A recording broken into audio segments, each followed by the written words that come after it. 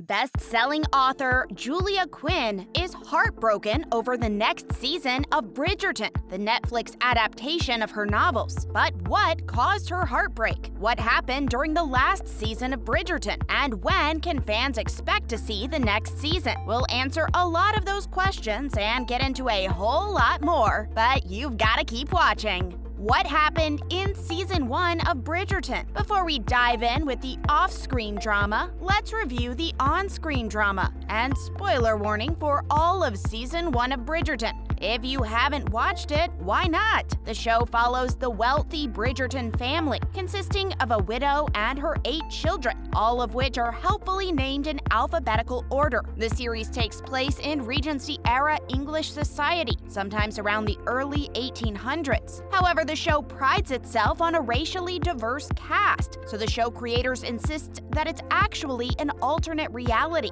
Show creator Chris Van Dusen has said, "What we're really doing with the show is marrying history and fantasy, in what I think is a very exciting way. One approach that we took to that is our approach to race." The show's plot borrows heavily from the first book in Julia Quinn's series of romance novels about the Bridgerton family. It focuses on the story of Daphne Bridgerton and her budding romance with Simon, the Duke of Hastings. The show is narrated in voiceover by a mysterious woman named Lady Whistledown, voiced by the incomparable Julie Andrews. Lady Whistledown publishes a gossip newsletter, dishing all the latest on the families of the high society. Also featured heavily in the show is the Featherington family: Lady Portia, Prudence, Philippa, and Penelope. Lady Portia is trying to help her daughters fit into society and considers the Bridgertons as rivals. Despite the rivalry, Penelope Featherington and Eloise Bridgerton are best friends. Lady Featherington is also caring for a cousin, Marina Thompson, who recently lost her father. At the first social party of the season, Daphne literally runs into Simon, romantic comedy style. Daphne soon discovers that Simon is an old friend of the eldest Bridgerton, Anthony. Soon, Daphne and Simon devise a plot to pretend they're romantically involved. Their hope is that Lady Whistledown will stop writing about Simon being single, and Daphne will get the attention of jealous, eligible men. But there's more. Marina is pregnant, and Lady Featherington is livid when she makes that discovery, and that's just how the show gets started. How does Season 1 end? The show's inaugural season ends with Daphne and Simon getting married, of course, and having a baby boy.